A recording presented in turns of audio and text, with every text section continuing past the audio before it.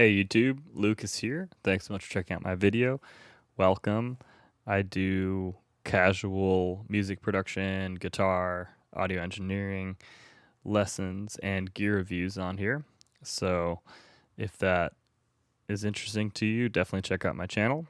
Thanks so much for watching this one.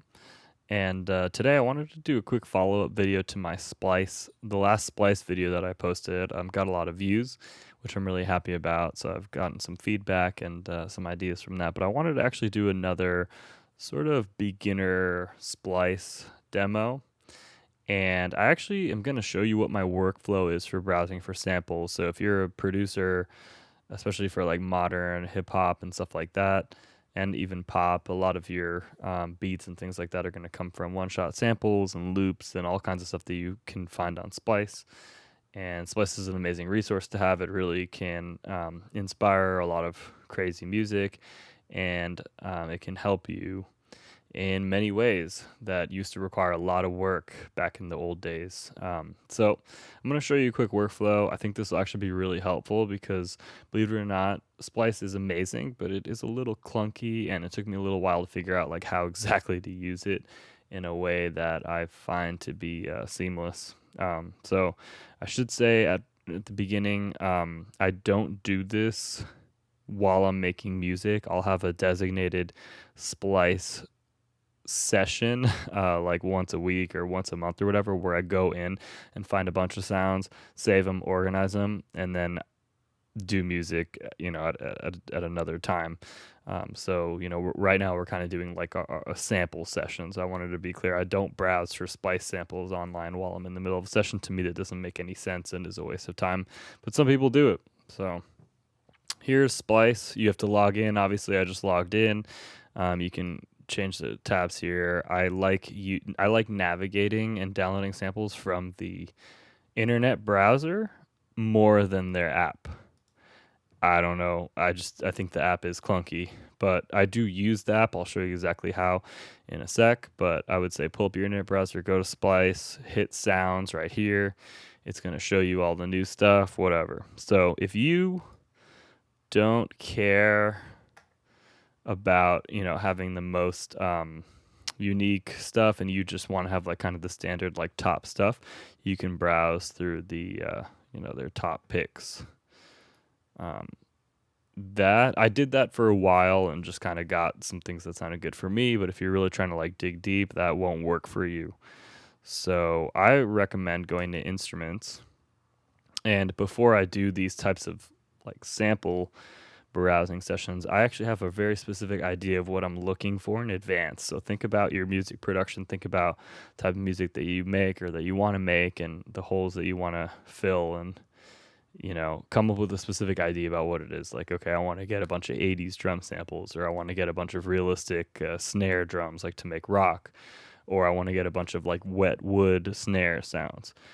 The more specific you are, I think the better time you can have browsing for stuff on Splice. It is cool to also just go on Splice and just peruse like a bunch of random stuff and just download it, but I think getting real detailed about it has helped me be more purposeful about when I'm going on here. Like, I'll just come on and be like, I'm going to get a bunch of hi-hats. That's just a tip that I have. But in any case, we're going to narrow things down. So I personally use Splice a lot for drums, so we can go to drums. Let us browse for claps. I like doing that, like I was saying before, so you can get really specific, right? So it's going to have this window, right? I like to go to see all, and this is what's super powerful about Splice are these filters, right? So you can do genres, but you can browse by genre too from the other page that we were just at, but once we've already narrowed down to claps, I don't use this. What I would actually do is do one shots, because I'm not looking for a loop right now. I'm just looking for one shots, but if you're looking for a loop, obviously choose that. And now here's what's super interesting. So we can do most popular, most recent, random, most relevant. So it's up to you. Obviously going through the most popular ones, we should be able to find some really good ones right out of the gate. And then you use your arrow keys to go up and down. So I can quickly go through here. So of course this is a snap, it's not even a clap. So it's not 100%. But you get the idea. So I'll sometimes even go to random and just try to get some weird left field stuff. So let's see what this. I mean, all the stuff is generally pretty good on here, and you can narrow down by genre. So that's one workflow. Or actually, sorry, I should have just said. So let's find one. Cool. So we found one we liked, right? So I'll download it right here, and then you'll notice it's going to come up in my Splice app. Let me refresh it. Well, it takes a second to sync up, but it should, hopefully in a moment. All right, here. Okay, that's how long it takes. Now we have it here. So this is great. So once we're done using the browser, I'll take what I've just downloaded and drag them into separate folders and stuff. And then I have a video in more detail about how exactly to automatically do this on Mac using the searching features in Finder. But that's a separate thing. So let's go back to browse here and just try a different way. So maybe we don't care about only finding claps, which is totally warranted because you're just going to go crazy listening to claps for an hour or however long you want to spend doing this. We can do a genre, right? So let's say we want soul. I'm going to do drums again because to me that's more useful. So what I would do, and to me, one shots are more useful, but a lot of people use loops. That's cool. If you're more of like a songwriter, also producers too, use a lot of loops. I like making my drums with individual sounds, but I should probably download more loops. Anyway, we'll go to instruments and do drums. And now here, if you hit more, we can narrow down to a bunch of things, right? So let's say we want snares. Which would be a really important thing. Of course, it's the first one. So here, and now we can search within the results. And we have this drop down menu here to do recent random. And so if we do popular, we can also randomize the results. Oh no, okay, so when you click this, it just goes to random. All right, that would have been cool, but yeah, so random's really useful. So we can go here, arrow keys again. Like this one's cool. I can download it, and then I'll have it here momentarily. So that's another way to browse.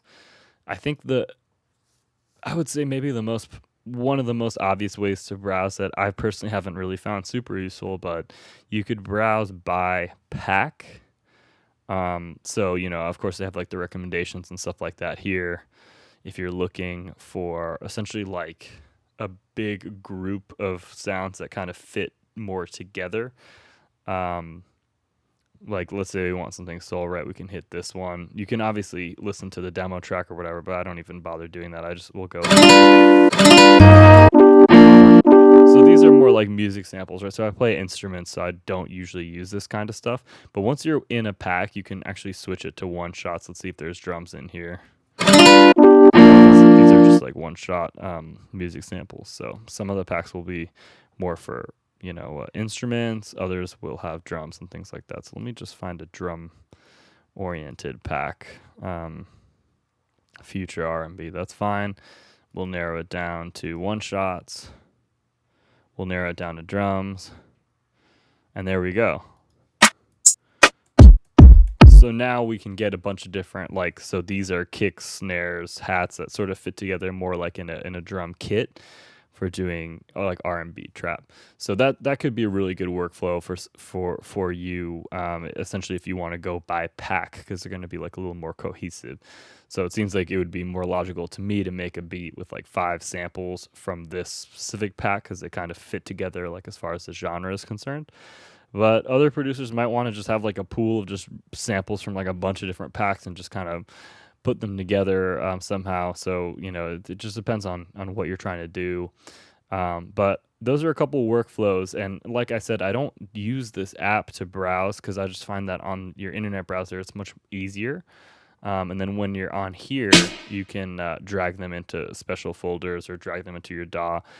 And you can also check out the other video that I have that talks about how you could search within Finder to get all the ones that you downloaded today and just drag them over into like a new folder or whatever. So Like if you use Atlas or XO or one of those organizer plugins, it's also another great thing to do. Is if you use XO or Atlas, you can just have it import your whole Splice folder. When you add new samples, you're gonna have to refresh it, but then you don't really have to do any organizational stuff. But if you're a producer that does kind of like the old school, like folder organize, like kick, clap, all that stuff, then you have to kind of spend some time doing that. So let me know if this was helpful. Take it easy and happy music making.